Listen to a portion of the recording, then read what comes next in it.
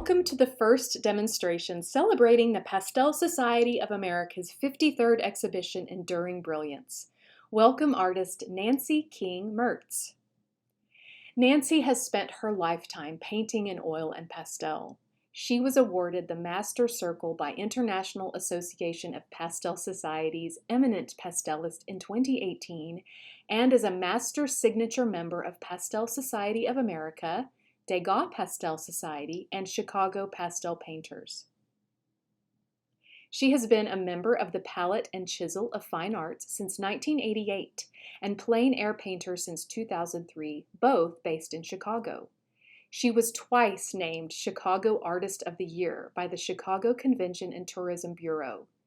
She was chosen as the Distinguished Alum of the Graduate School at Eastern Illinois University, as well as the Distinguished Alum of the University. Her BFA in painting is from University of Illinois, where she was a James Scholar. Nancie was named Distinguished Artist of 2024 by the Rockford Area Arts Council and will be the 2025 Pastel Society of America Hall of Fame honoree. She has owned a framing company and gallery since graduate school and opened an immersive learning center for painters in 2021. Nancie's demo today will be Perplexed by Perspective. We will discover how perspective can be simplified to improve your painting. Sight, line, and vanishing points will be presented in a manner artists can grasp. My fan brush and alcohol wash-in with the darks reinforce the linear perspective in a structure, providing a rapid method to develop your painting and get the perspective right. Let's welcome Nancie King Mertz. Hi, I'm Nancie King Mertz and presenting this video for Pastel Society of America. A lot of painters are really struggling with perspective, even if they've painted for years. It's just something people avoid or something people attempt and have trouble getting quite right. So I want to try to simplify that for you because it's perspective is kind of a passion of mine. I was very fortunate to have a full year of architectural drafting when I was a student at the University of Illinois, and it was taught by the Dean of Architecture, and he was a bear. So he really taught us perspective. So I see it when I walk down the street. I love urban scenes, and I'm always looking at the perspective. So I'm always checking out my sight line. So that's where you have to start.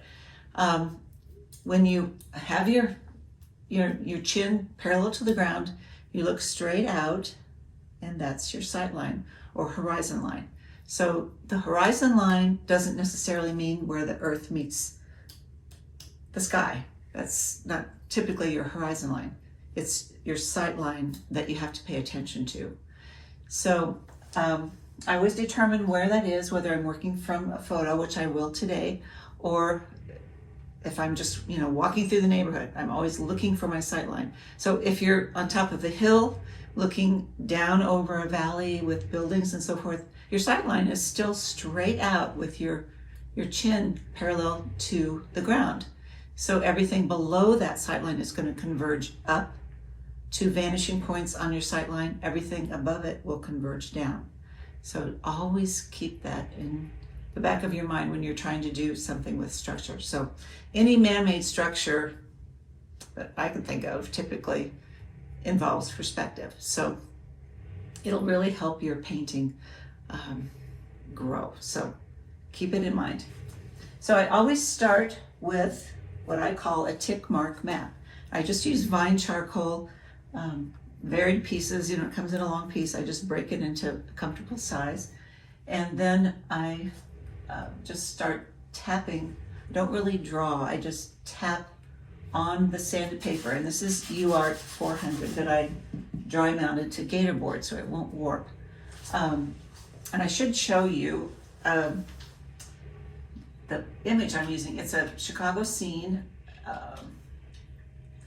Hoping you can see it. It's the L. And often people think of my work involving the L or tall, structures, tall buildings in Chicago. So we lived there for 34 years, and I was able to, do lots of painting in Chicago, plein air and studio. Okay, so let's get started. So I'm looking for diagonal lines. My sight line is kind of at the roof of cars. So when you're walking down the street and you're on a flat surface, cars are on a flat surface, pedestrians are on a flat surface, your sight line is all along that line of the roofs of cars, the heads of the people, because we're all essentially about the same size. So that's a good indicator that that's your sight line. So everything below that sight line is going to come up to your vanishing point, and everything above it is going to come down to the vanishing point. So you might have just one vanishing point, you might have two vanishing points. If you're painting a European street, you might have several, because as the plane turns, each of those turns needs their own vanishing point. So, okay, so my sight line is about here, where the roofs of the cars are. There are no pedestrians in this street scene. It's a rainy day, it's dusk, lights are coming on, so no one's out there walking across the street. Okay, so my vanishing point, and you can, if you're out plein air painting or you're using a photo, you can test where your lines converge. So my vanishing point, fortunately, is at that, just below that green stoplight. Remember, the sight line holds the vanishing point. So the sight line is where you have to place your vanishing point. I'll just make a little X here. And then that green light's going to be right above it, because it's above my sight line. Okay, so start doing some of these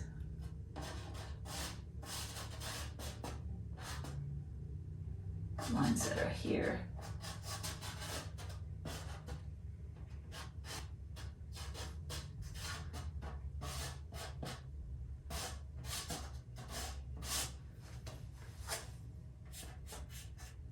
And I'm just really kind of tapping along here with the charcoal. I'm not trying to do a finished drawing by any means.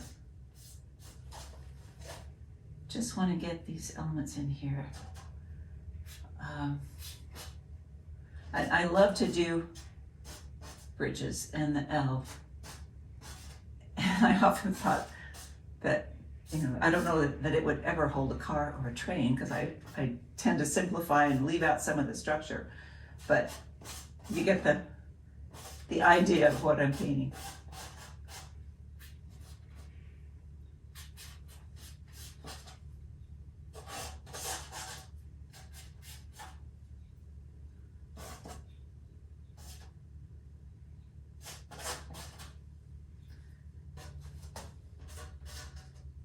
And often when people paint cars, they include the roof of the car.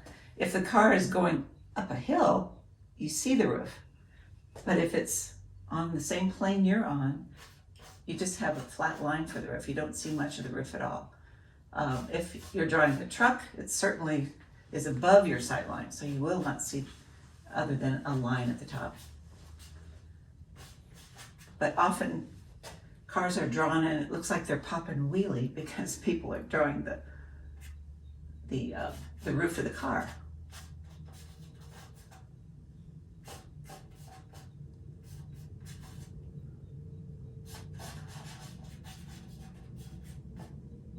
So these are just placeholders. I'm not doing a real detailed drawing.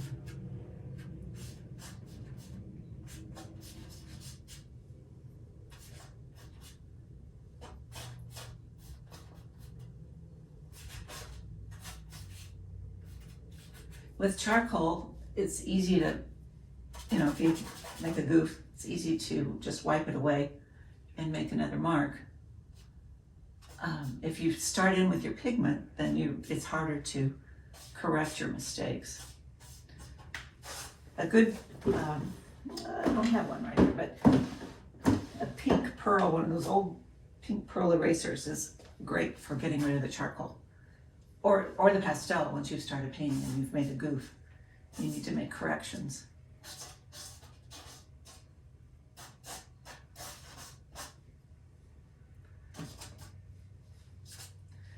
So the size I'm working on is 12:18, which is kind of a different ratio than the photo.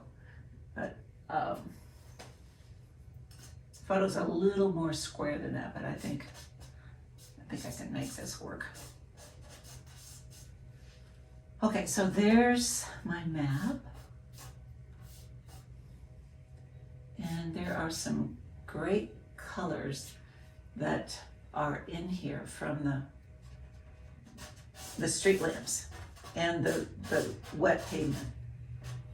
So again, vanishing point, I've got to point those distant windows to that vanishing point.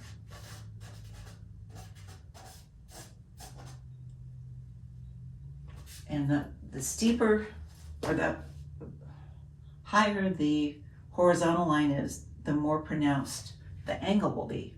So the top of the window is going to be more pronounced than the bottom of the window. Again, right to the vanishing point.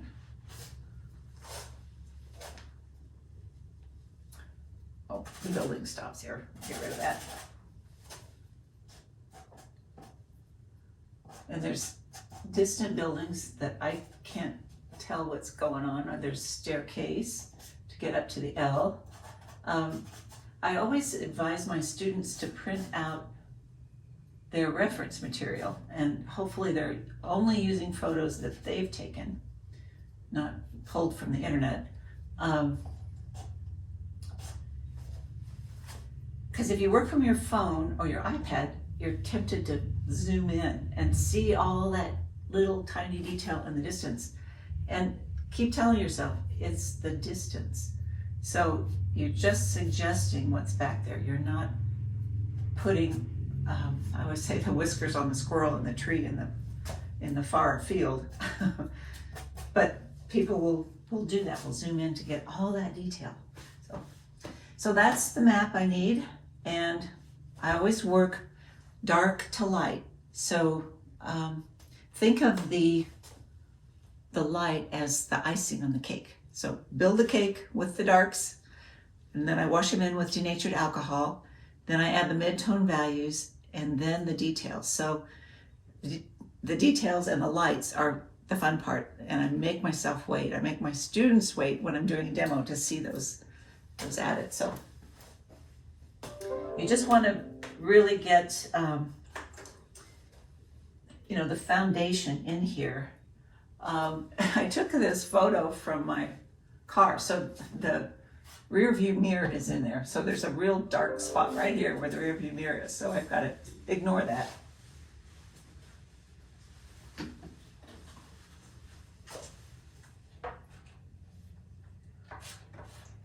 So this is a dark brown.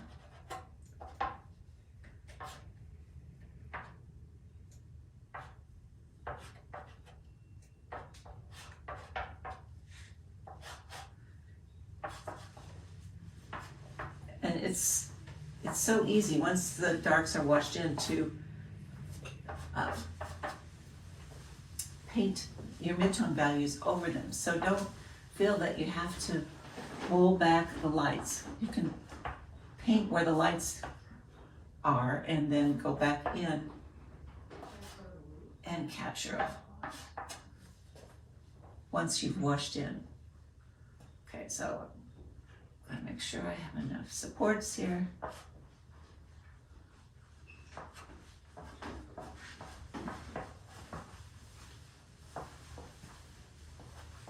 And the wash-in is very sloppy. You don't really lose your drawing because it does come back as it dries, so you'll see it return. I need to change.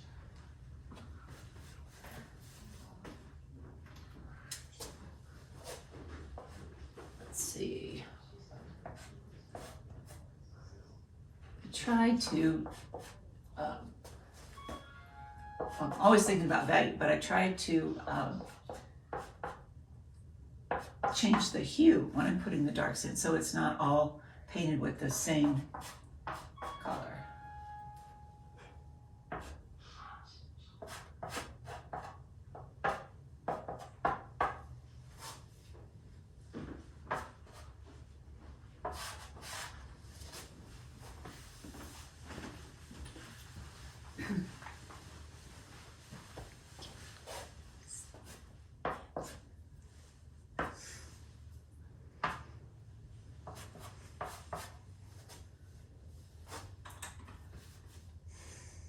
And I'm going to push the color a bit because this is a kind of a dull photo.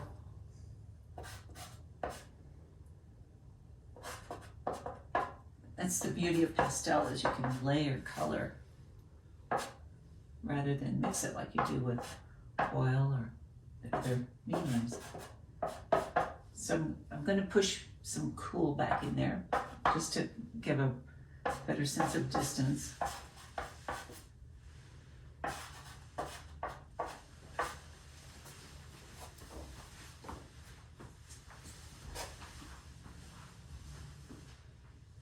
Oh, there's a car there. I missed. That was part of the structure.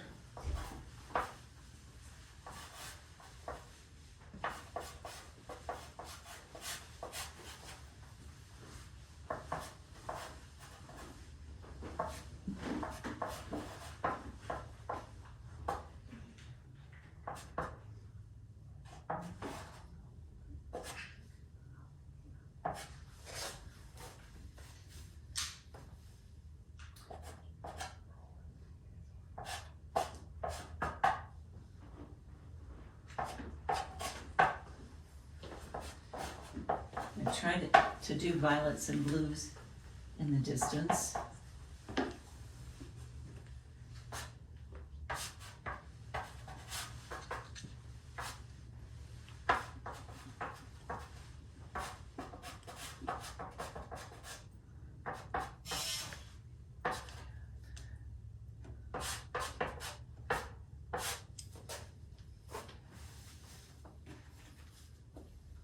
So the pastels I'm using are my 4 signature sets by Richardson. So they had me select an urban and an atmospheric landscape, coastal foliage and lush coastal foliage, and stunning skies and water. So that's what I use, whether I'm studio painting or plein air painting.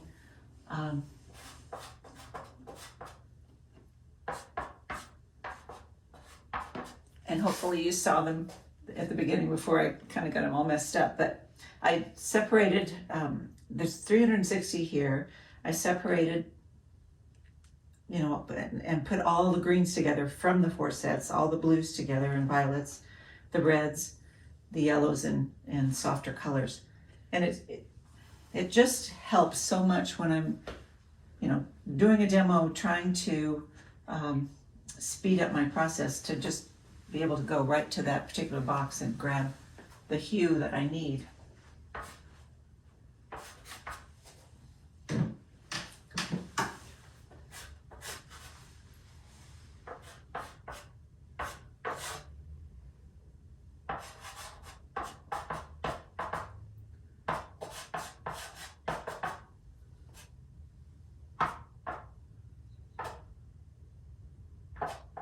So I'm still, you know, always thinking about the sight line, the vanishing point, trying to keep it under control. And I found that the tip mark map really helped me. I do a lot, or I used to do tons of plein air painting before COVID. When COVID started, then I had to be inside because we lived right in the city, and it was, you know, we couldn't go outside and paint because there were so many people. So I kind of got used to painting in my studio. But anyway, I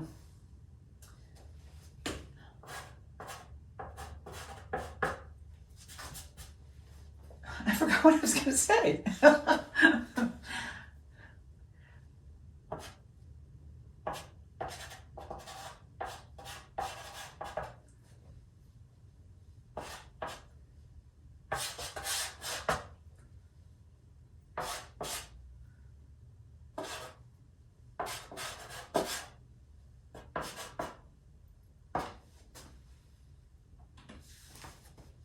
So the more you look at an image, the more you see color.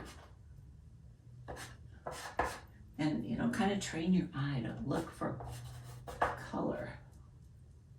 It makes your work more interesting.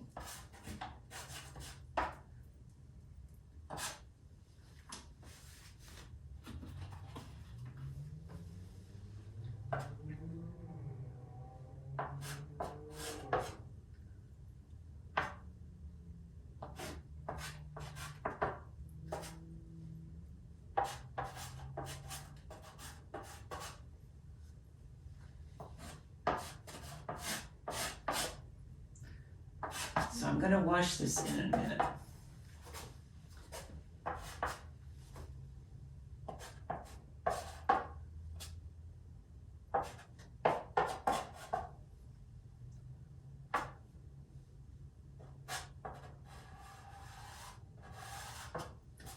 If you need to do a straight line and you have a mounted board, you can hold your pinky, you know, against the edge. These lines are in convergence, so I don't need a vertical there, but it would have been helpful to do it here, but I just can't reach that far. You just let your pinky be your guide.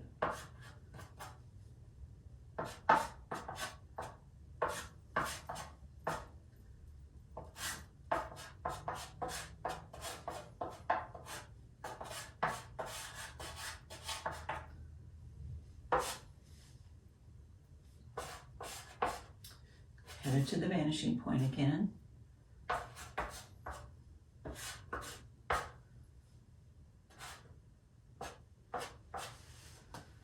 Okay, so that's pretty much the dark I need. Maybe get a little more purple in there.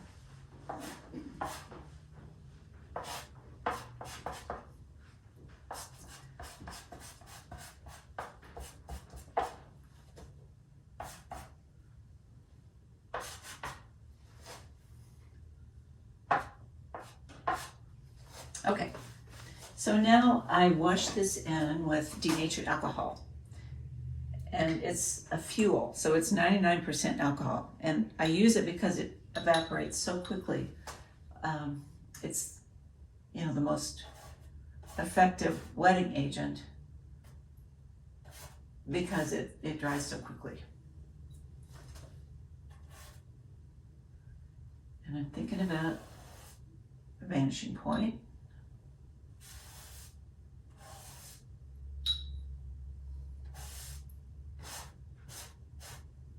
Sometimes the wash from the alcohol can really serve as part of the final painting. So kind of follow your directional lines, your perspective lines. If you're doing a street scene like these buildings, I try to keep it as vertical as possible.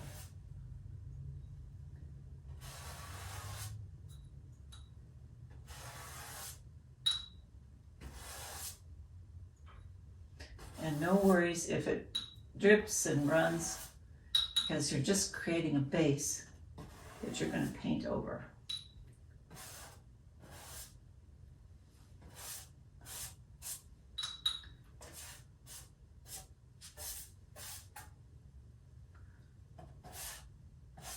I try to, when I'm composing with my camera or phone, I try to look for compositions that are 3/4 dark and 1/4 light, or 3/4 light and 1/4 dark. It just makes for a more interesting composition, I think.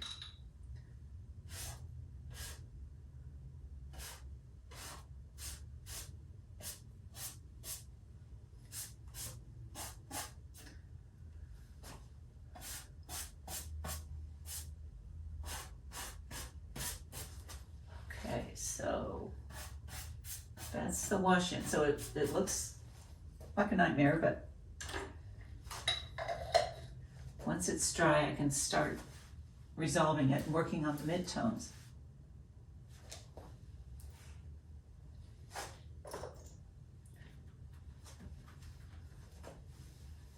So if it's cool to the touch, it's still a little damp.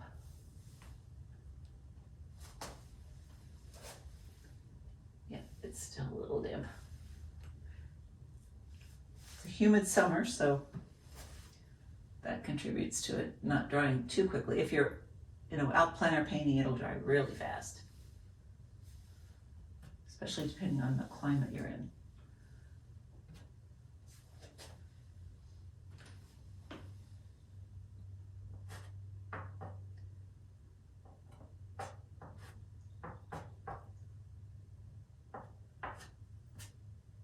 And I don't worry about being super accurate on windows unless I'm doing commission of someone's home or their office building or something. You just want to suggest that there are windows there, but you don't have to count them and be concerned about getting them just right. But you have to get the perspective right.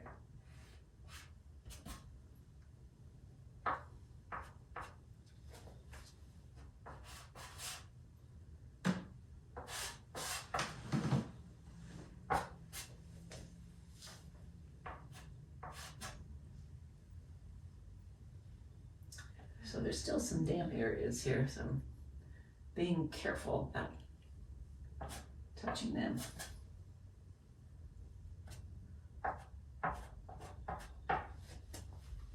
And I want to push those distant buildings back. So I'll do that with some violets and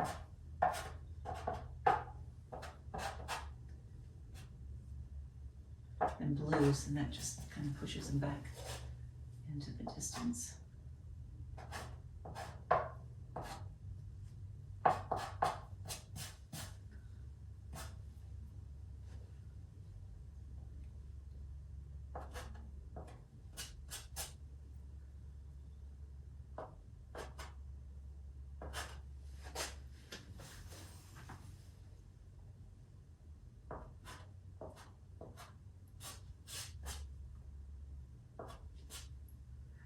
And remember that, these lines that are the supports converge as well to the vanishing point. So if you make them the same width all the way from back to front, they're not going to read as converging in space.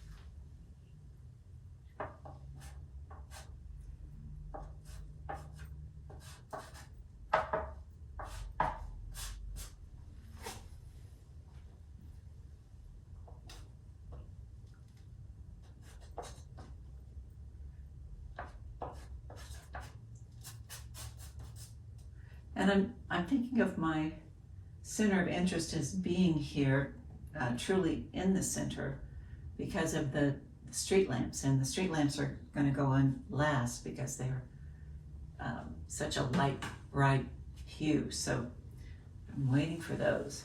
And they're also creating wonderful bounce light on some of these supports.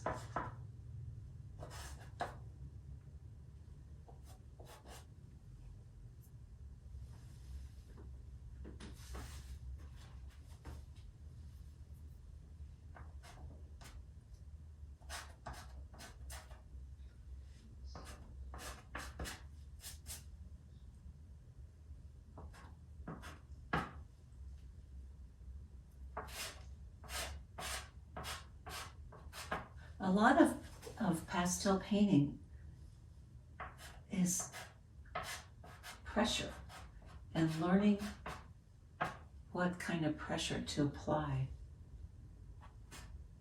with the sticks. You can get more than one color from a single stick just by the amount of pressure you apply. And you can, lay it over another color. The hards are good for that. I do use the hards more towards the end to get details.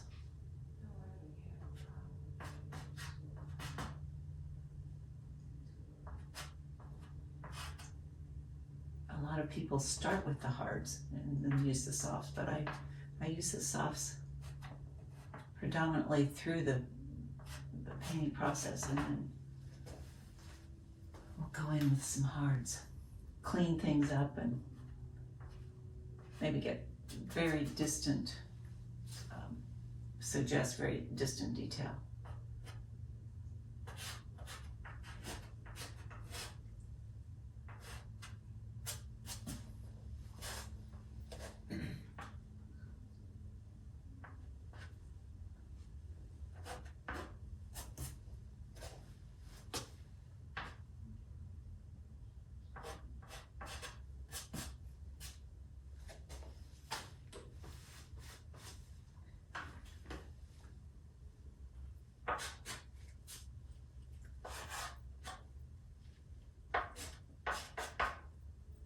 And I use the sticks like a brush.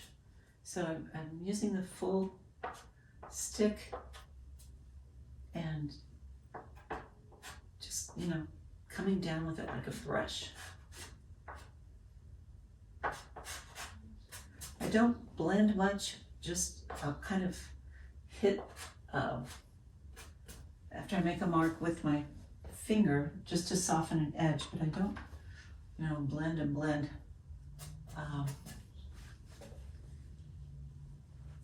But some people do, and they create beautiful work. It's just the way I work is not like that.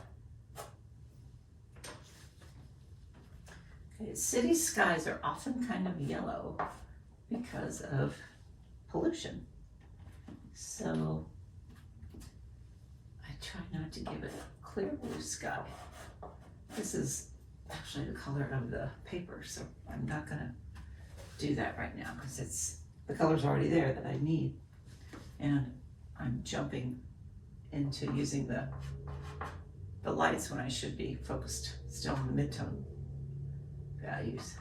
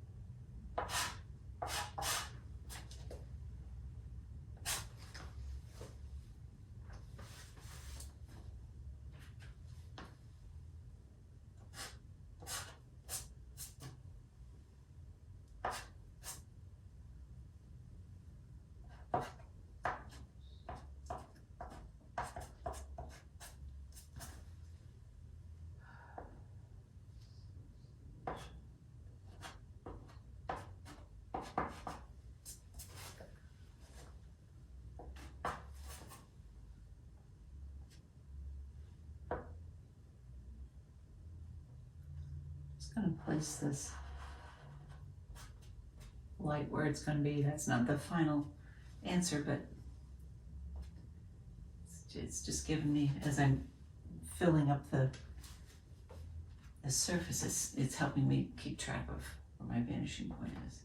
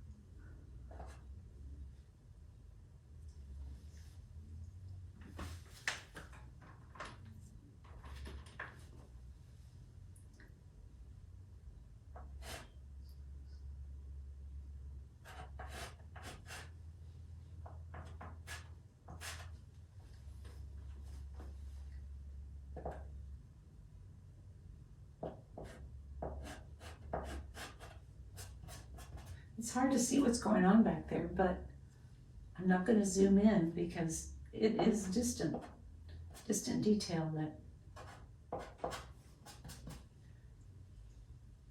that needs to remain in the distance. If you put too much detail there, it's going to pop forward.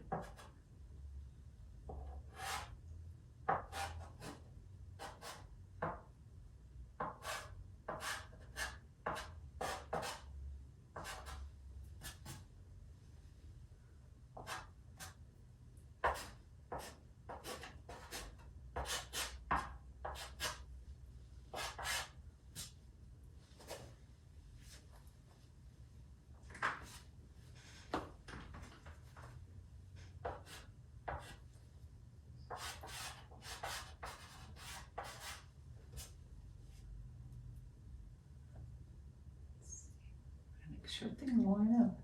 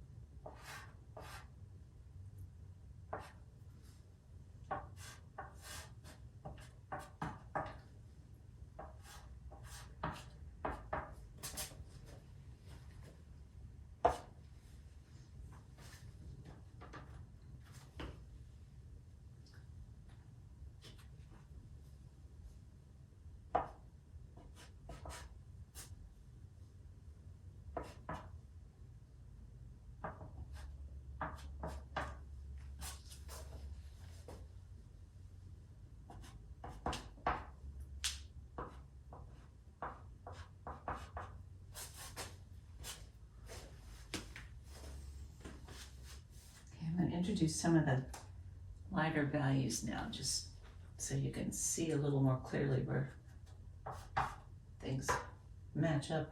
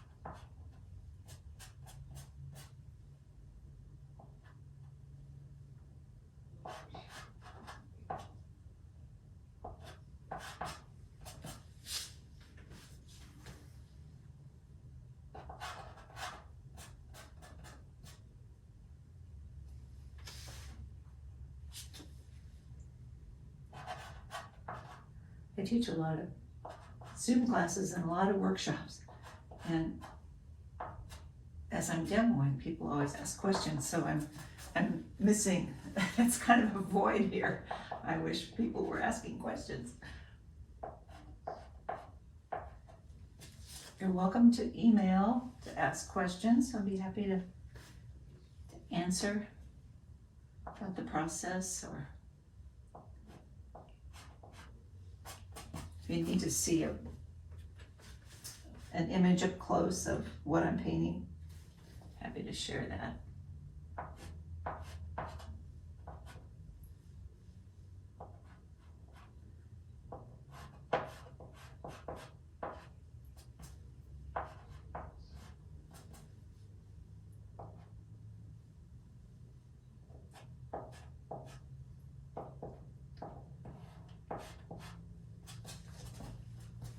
carving around the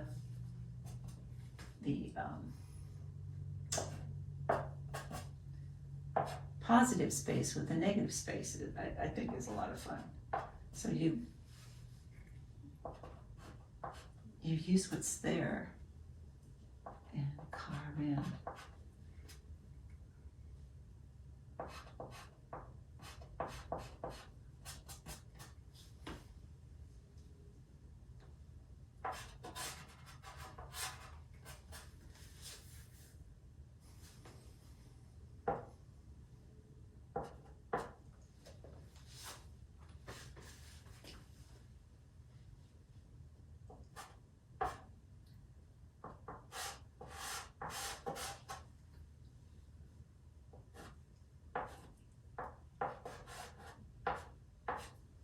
Oops.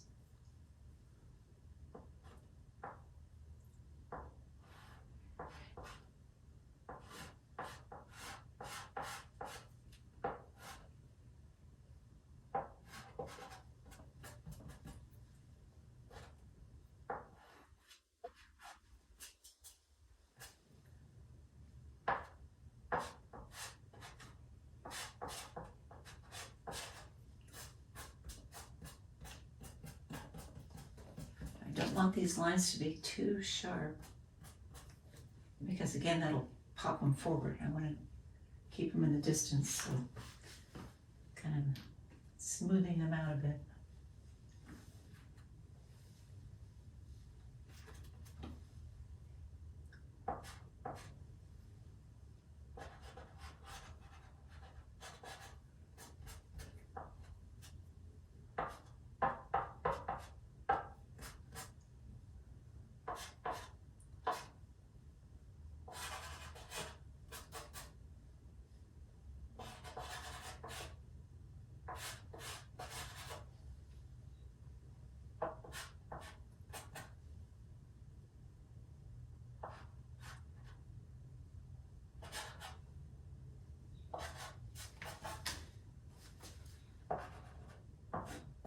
Ooh, that's too green for the sky.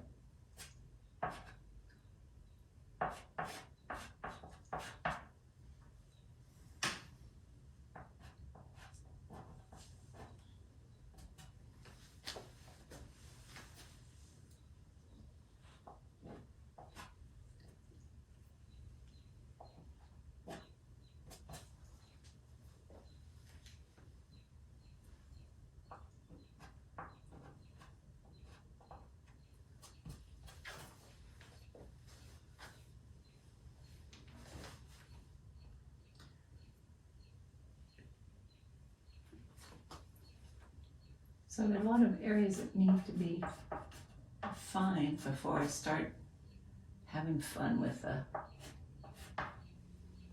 the details in the foreground.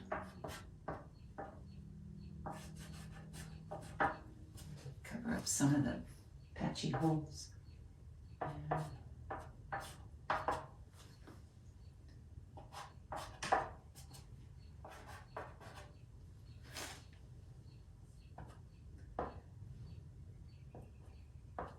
And there's a lot of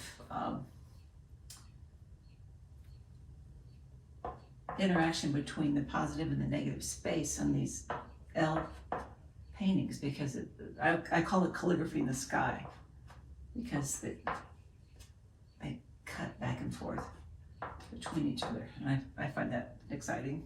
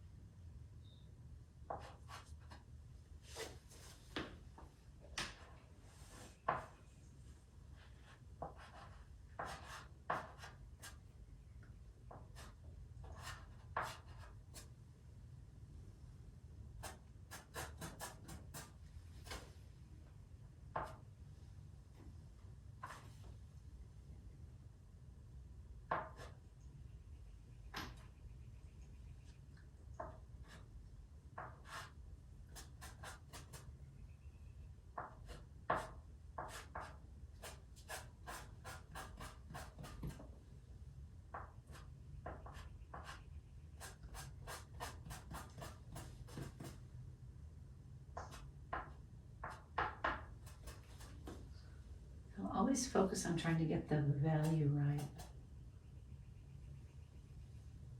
Because it's the value that's most important to define space and objects.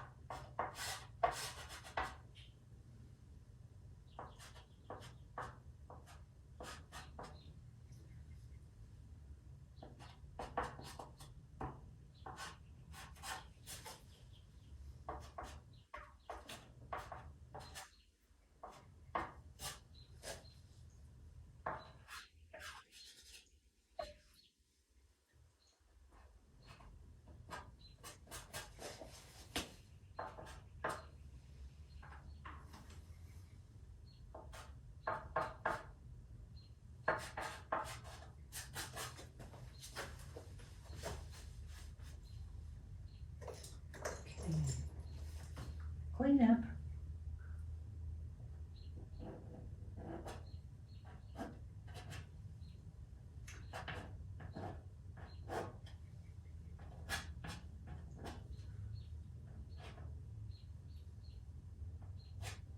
This is a little piece of a heart. Fits right in there.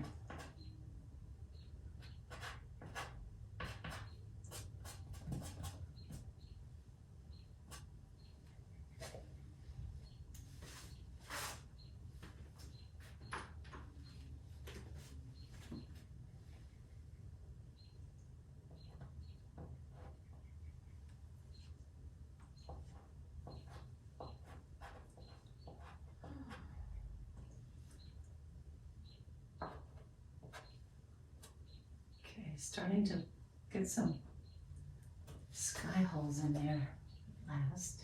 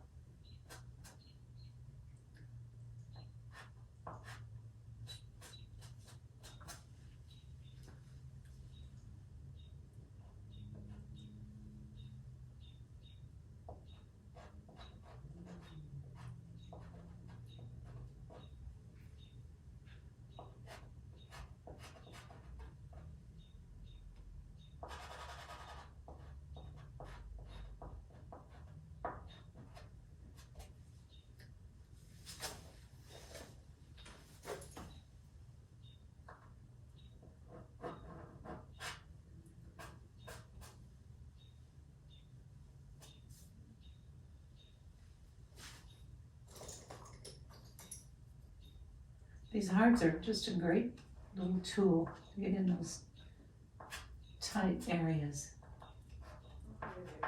And again, they're Richardson. All my equipment is Richardson, from my sienna plein air equipment to pastels to my tabaret. So they're a great resource.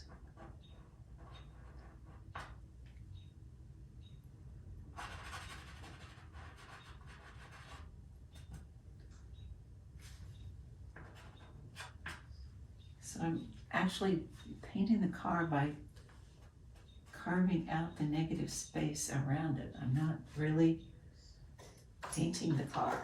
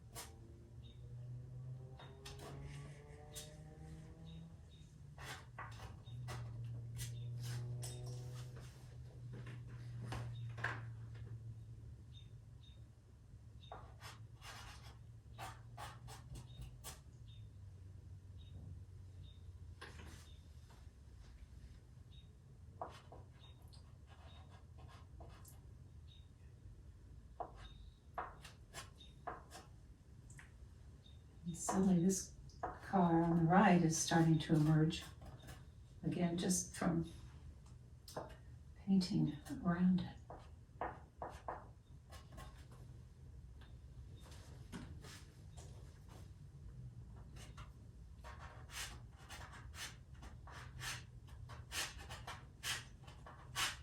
Reflections from above.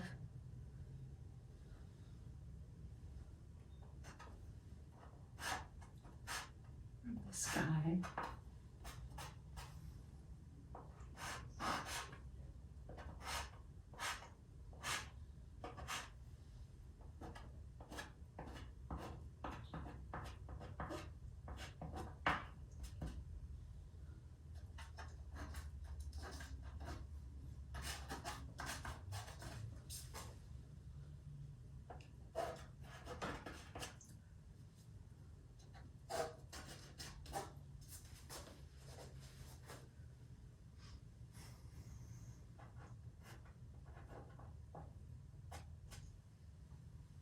I shouldn't have done that, but I'll fix it with the soft pastel.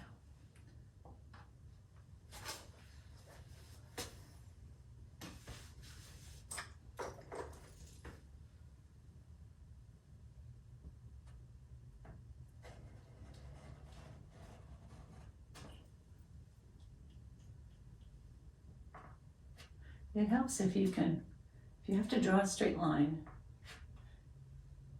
draw forward so you can see where your hand is going.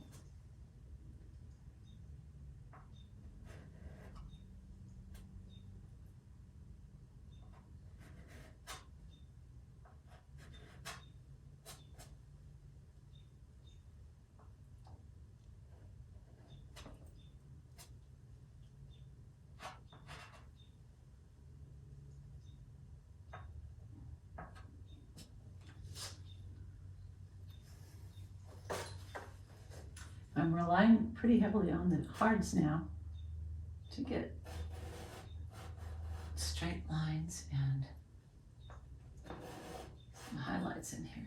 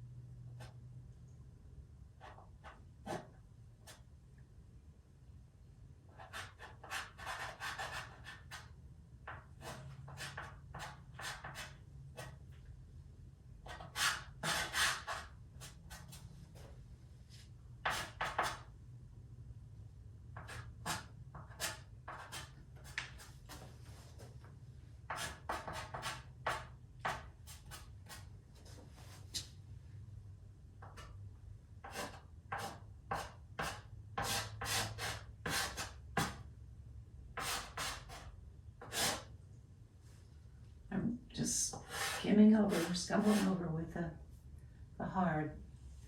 Tone down this building a little bit. Maybe too much. I have to go back and add a little more dark.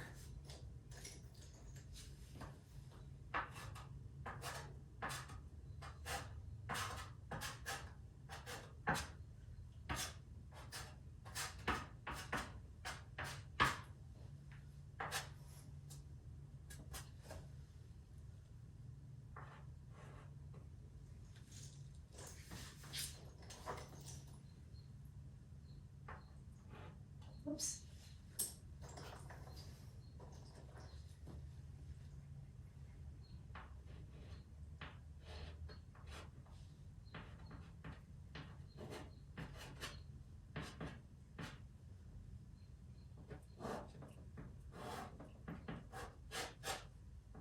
Just cleaning up here.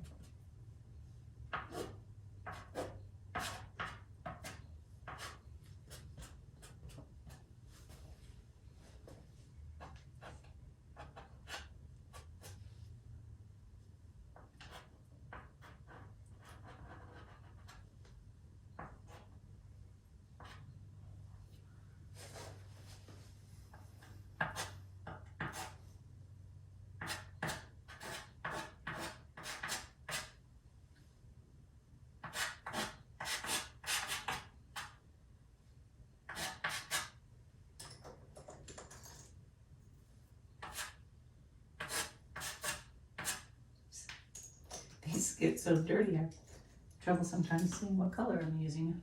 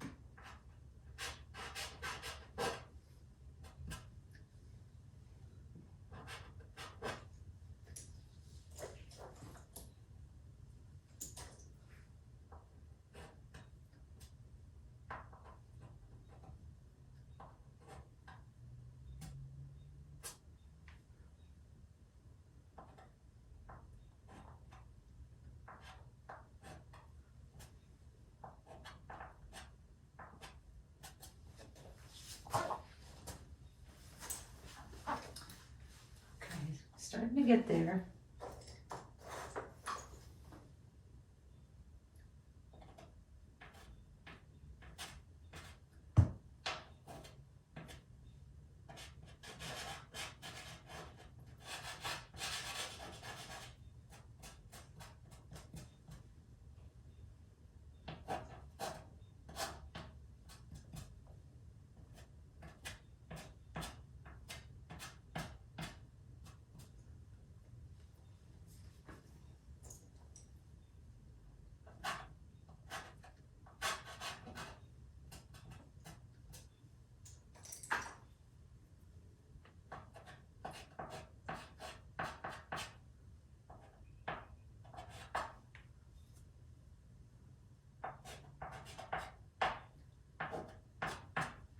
I'm just making little marks to indicate shadow and activity, possibly people on these steps to the L. Can't really see them, but I know it wouldn't be totally vacant.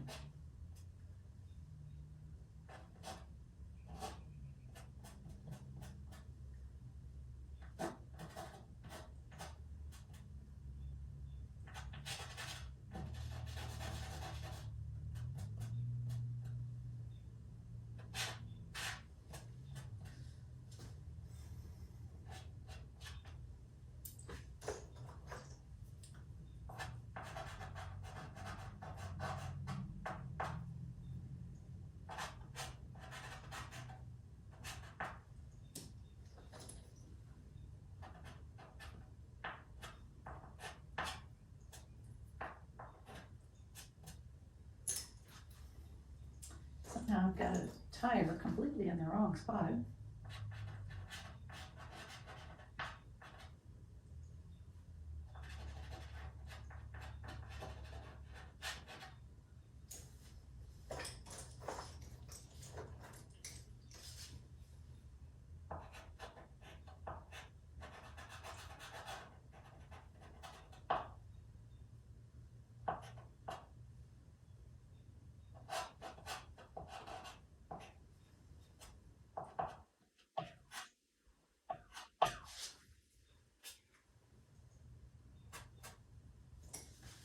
And be sure if you're painting a car, to always give it a shadow underneath, otherwise it looks like a hover vehicle. Almost forgot to put a shadow under that one. And this one.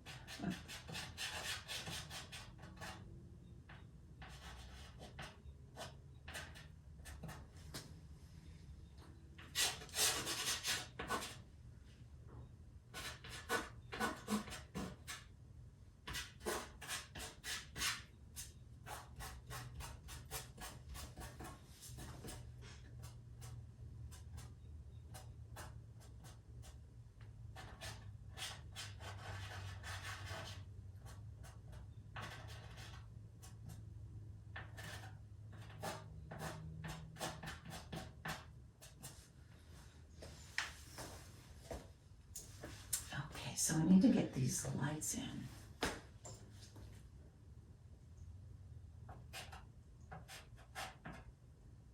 That are creating all this interesting yellow light.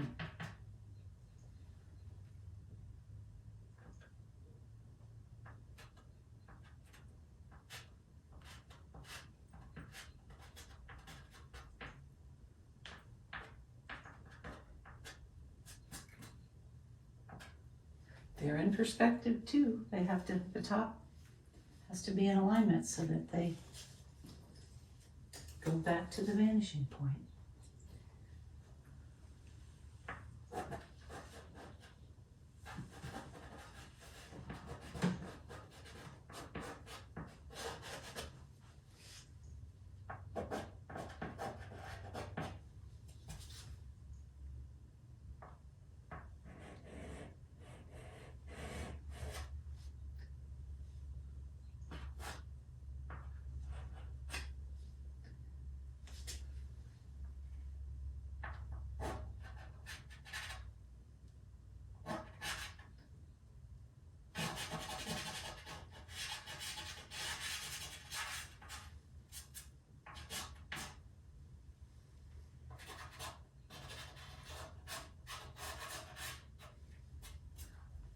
That's what I was waiting for. Get that yellow light in there.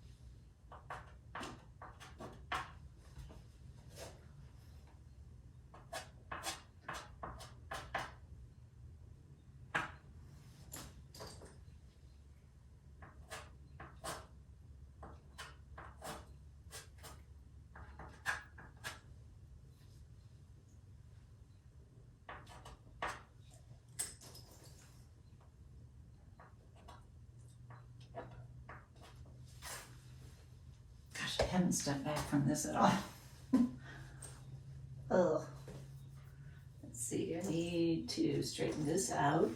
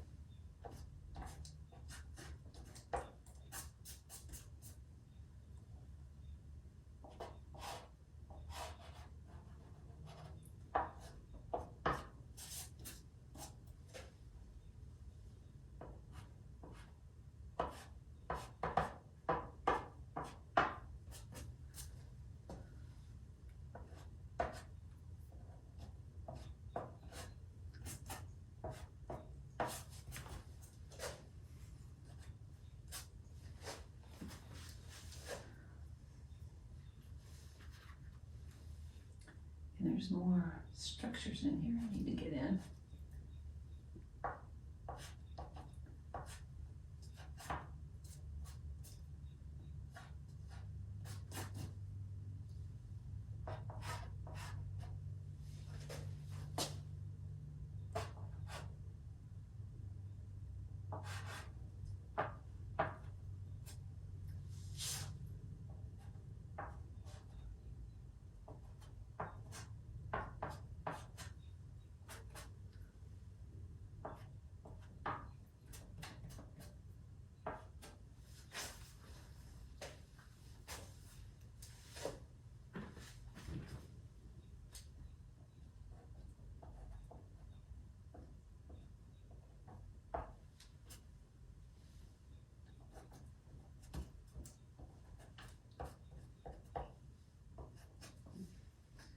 So the little sparks of light just kind of bring it together. That's the really fun part. But you gotta wait for it. Make yourself wait for it when you're painting too. Build the foundation and then add all those little sparks.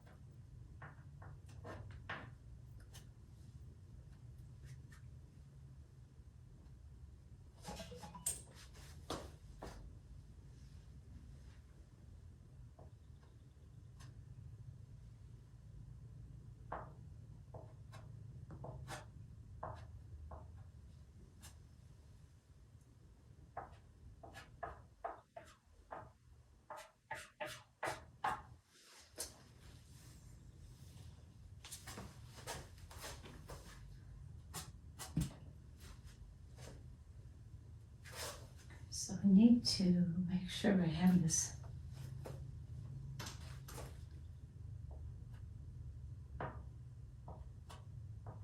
making sense.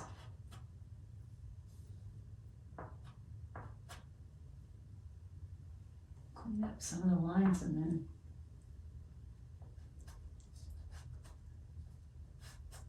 I think I'm done. Pretty close.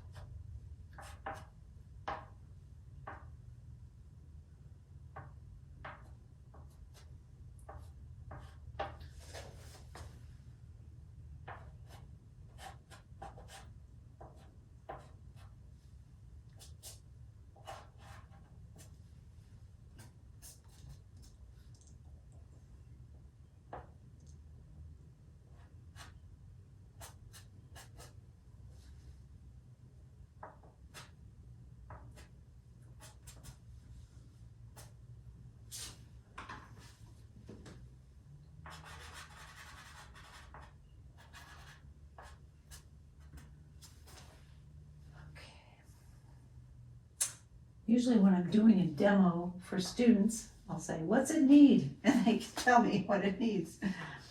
So I'm flying solo here today because I don't have an active audience.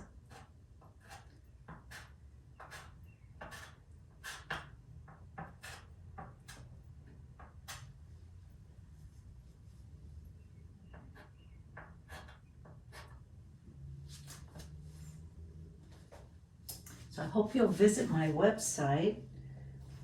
It's nanciekingmertz.com. I have it on my apron. And you're welcome to reach out with questions. Whoops.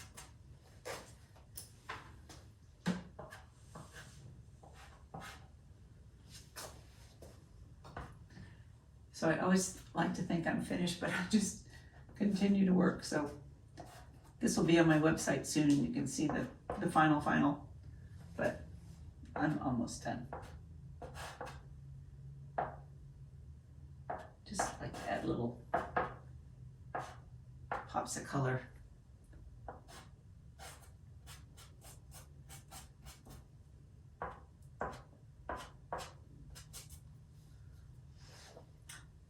Well, thank you so much for joining me today, and hope you got something out of my demo. It's a fun process, working dark to light, washing the darks in with alcohol, and going over it with the midtone values, and then saving those bits of icing and candy for last. So thank you. Bye-bye.